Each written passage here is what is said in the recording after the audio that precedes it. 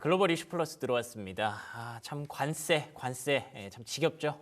지겹지만 우리가 계속 봐야 될 수밖에 없습니다. 뭐 시장 얘기할 때도 그렇고요. 오늘은 좀 시장 얘기 떠나서 어제 이제 트럼프 대통령이 일본과 어떤 협상을 좀 진전이 있었다, 굉장히 좋았다라고 평가를 했는데 이제 아마 다음 주 즈음이면 아마 대한민국과도 협상이 시작될 것으로 보이기 때문입니다.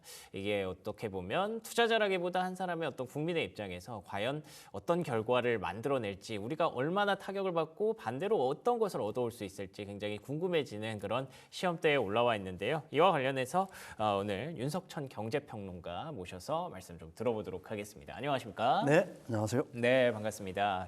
자, 어제 모르겠어요. 뭐가 좋았는지는 모르겠지만 어쨌든 트럼프는 굉장히 좋았다라는 표현을 강하게 하더라고요. 일본이랑 직접 만나서 뭔가 성과를 만들어낸 것처럼 보여주는데 아직 나온 건 없는 것 같아요. 어떤 상황인가요? 글쎄요, 그게 뭐 트럼프 대통령의 어떤 고유의 어떤 레토릭 수법? 그렇죠. 뭐 이렇게 표현을 할 수가 있겠죠. 예. 사실 뭐 자신이 뭔가를 갖다가 주도해서 하게 된다라고 하게 되면 모든 게 금방 끝날 것처럼 사실은 얘기를 합니다. 러우 전쟁도 사실 그랬죠. 그러네요. 예. 대통령이 되면 막 하루 만에 끝내겠다라고 얘기를 했는데. 네, 그러네. 지금 100일이 넘었는데. 예, 실무진 간의 어떤 협상도 벌어지기 전에 일단 뭐 면담을 해가지고 거기서 큰 진전이 있었다라고 얘기하는 거는 이분의 어떤 독특한 어떤 캐릭터의 뭐 어떻게 보게 되면은 그 방식이라고 봐야 될 것 같고요. 예. 또 뭐 이런 거는 있을 수 있을 것 같아요. 지금 그 트럼프 행정부에 대해서는 그 트럼프 대통령은 일본과의 어떤 이 협상에서 사실 그 패키지들을 갖다 주장하고 있잖아요. 뭐 자신은 이제 그런 걸 원한다는 걸 갖다가 자신의 입장을 밝혔다. 우리는 니들한테 뭘 원한다는 걸 갖다가 밝혔다는 걸 자체를 갖다가 큰 진전이라고 표현한 게 아닌가. 뭐 이렇게 생각을 합니다. 그렇군요. 네네. 뭐 큰 의미는 없는 것으로 일단 보는 게 맞을 것 같습니다. 그리고 또 그 조금 기대를 모았던 게 어쨌든 그 나라들 간의 상호 관세가 부과되고 나서 처음으로 만나는 나라였잖아요. 네, 일본이. 그렇죠. 그래서 이제 트럼프 대통령이 본인이 직접 등판을 하겠다라고 해서 이러면 우리가 조금 힌트를 얻어내거나 의중을 이해할 수도 있겠구나라고 생각을 했는데 얘기를 들어보니까 뭐 경제 재생산이랑 면담만 하고 관세 담당 장관 협상에는 전혀 참여하지 않았다라고 네네네. 해서 예. 이건 또 우리가 어떻게 해석을 해야 되나요? 그 트럼프 대통령의 또 하나의 어떤 특징이라고 한다고 하게 되면은 의사결정 방식이 탑다운 방식을 굉장히 중요시하잖아요. 사실은 밑에 실무진의 어떤 협상, 협의 뭐 이런 것들을 갖다가 거의 뭐 된다고 해서 대통령한테 올렸다고 그래서 그 트럼프 대통령이 갖다가 뭐 승인한다거나 그걸 그대로 받아들이는 어떤 이런 식의 어떤 의사결정보다는 그냥 자신이 가령 외국과의 어떤 정상과 일대일로 만나서 거기서 어떻게 보게 되면 감에 의한 어떤 즉흥적인 어떤 방식을 통해서 딜을 성사시키는 방식들이 지금까지 계속해서 진행이 되어 왔지 않습니까?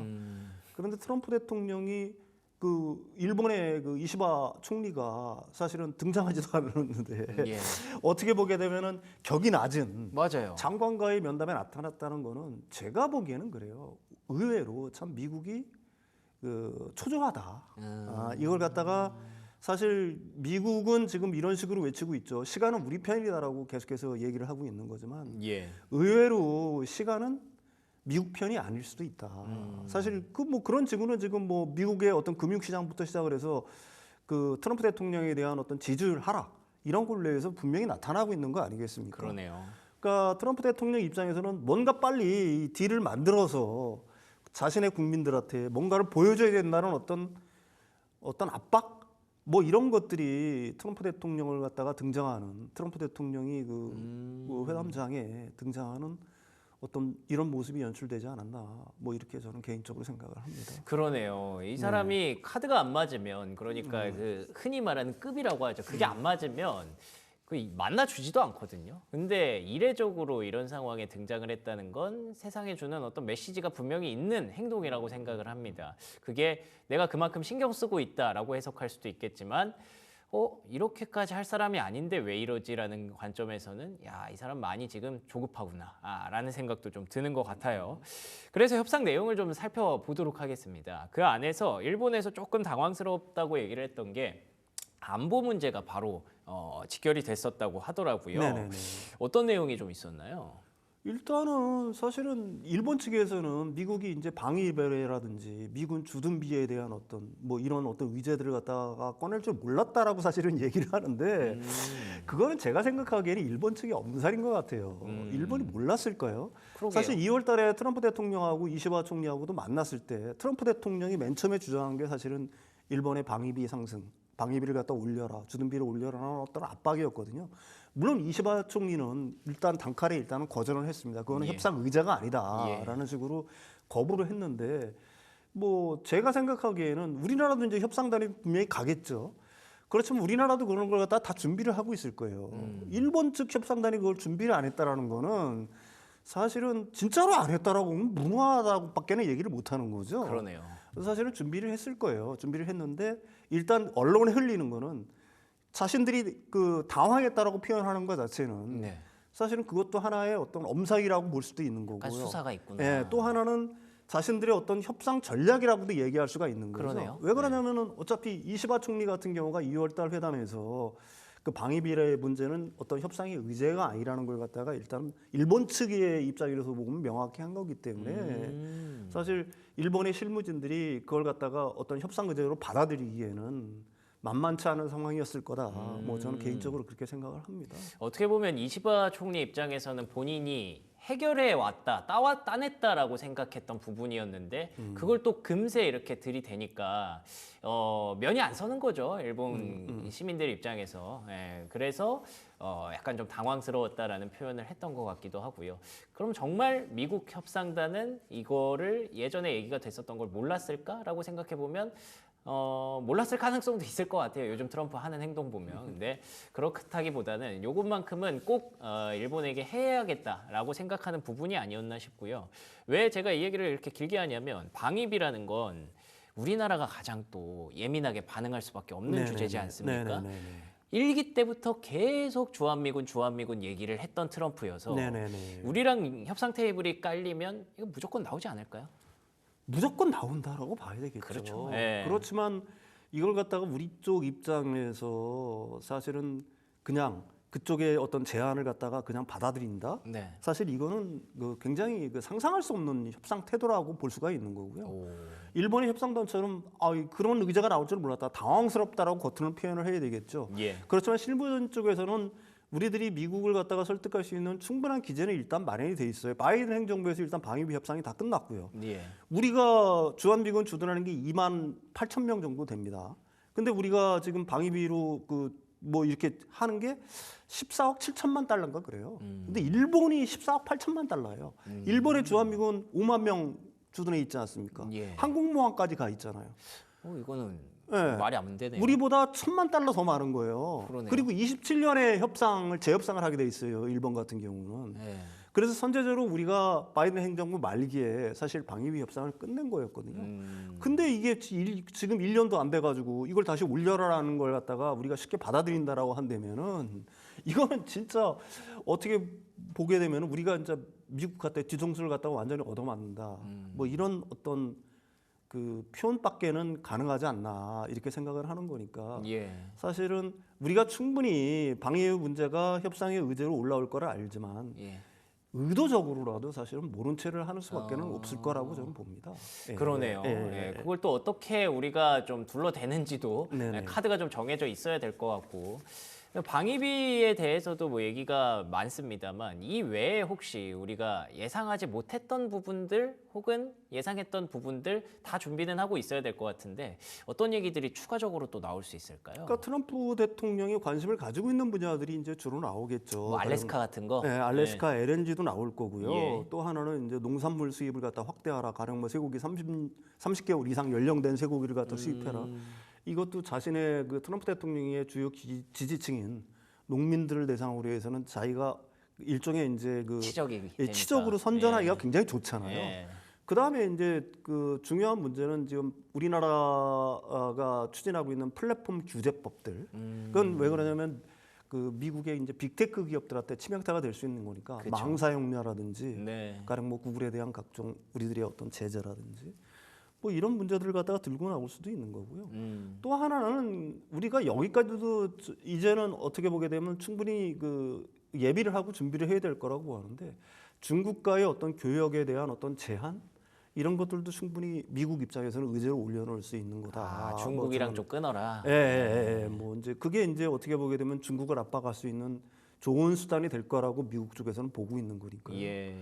그게 지금 이제 그 미국 쪽에서 사실은 그 협상에 우선순위를 두고 있는 국가들이 5개 국가잖아요. 예. 한국, 뭐 일본, 그다음에 인도, 영국 등등. 어떻게 보게 되면은 그 미국과의 우방이라고 하지만 그쵸. 미국의 안을 갖다가 미국 쪽의 어떤 입장을 갖다가 가장 잘 받아들일 수 있다고 생각하는 만만해 미국 보이는. 입장에서 보게 되면은 좀 만만해 보이는 네, 국가들을 그쵸. 상대로 해가지고 협상을 진행하고 있는 거 아니겠습니까? 네.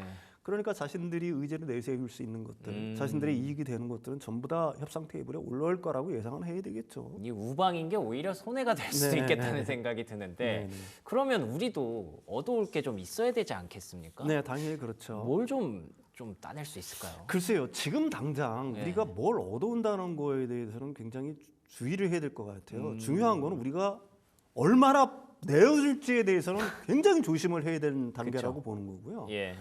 왜 그러냐면은 사실은 우리가 지금 아까 그 서두에서 얘기했지만 시간은 제가 생각하기에는 우리 편인 것 같아요. 어차피 90일 동안 상호 관세가 모든 나라들한테 다 어떻게 보면 유예가 된 거지 그쵸. 않습니까? 예. 우리가 이 협상을 갖다가 우리가 많이 퍼주면서 가령 뭐 미국이 의도하는 대로 가령 뭐 알래스카 LNG에도 우리가 참여를 하고 방위비도 뭐 올려주고 뭐 등등등등 미국이 원하는 걸 해서 협상안이 타결됐다고 그래서 그게 그대로 그 어떻게 보게 되면 스테이블한 상태, 안정적인 상태로 계속 간다는 보장 자체가 없어요. 맞아요. 이제 못 믿겠어요. 예, 왜 그러냐면 트럼프 대통령은 또 품목별 관세를 때릴 준비를 하고 있지 않습니까? 반도체도 그렇고 의약품도 그렇고 등등등등 가령 뭐 휴대폰이라든지 이런 것들도 하루 만에 말을 번복했잖아요. 그러니까 협상안이 타결됐다라고 해서 그게 안심할 수 있는 상태가 되는 게 아니란 말입니다. 그렇죠. 결국은 우리가 언제든 그 트럼프 대통령이 어떻게 보게 되면 손바닥 뒤집는 행동 때문에 뒤통수를 맞을 수 있다는 점을 갖다가 우리들이 항상 염려를 해야 되는 거고요.